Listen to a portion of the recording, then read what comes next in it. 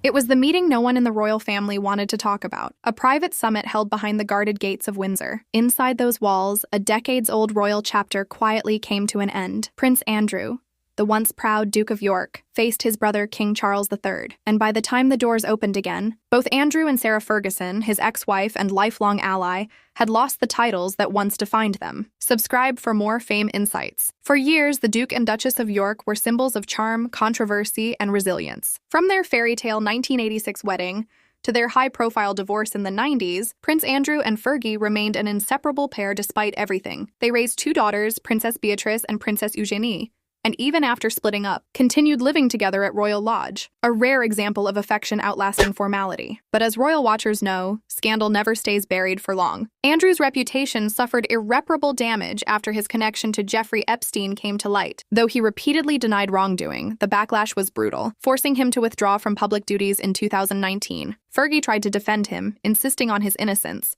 but her own reputation took a hit. Her business ventures stumbled, her charity work grew complicated, and now even the title Duchess of York, which she had proudly used since her marriage, has been stripped away. According to insiders, King Charles convened a family summit to address growing pressure over Andrew's royal status. Advisors warned that the ongoing scandals were overshadowing the monarchy's efforts to modernize. The king reportedly insisted that the family must move forward without distractions. During that tense meeting, Andrew was urged to voluntarily give up his Duke of York title, a name that once represented royal honor, but had since become a reminder of disgrace. And with Andrew's title gone, Sarah Ferguson's fate was sealed too. As his former wife, her right to use Duchess of York ended immediately. Sources close to her told reporters she was furious and heartbroken, calling it a final humiliation. The title, she felt, was part of her identity, a bridge that kept her connected to the royal world despite her divorce. Losing it, one friend said, was like losing her last piece of belonging. Yet amid the storm, one thing was clear. King Charles III wanted to protect the next generation. Princess Beatrice and Princess Eugenie will retain their titles and public identities. Palace insiders say the king made that decision personally,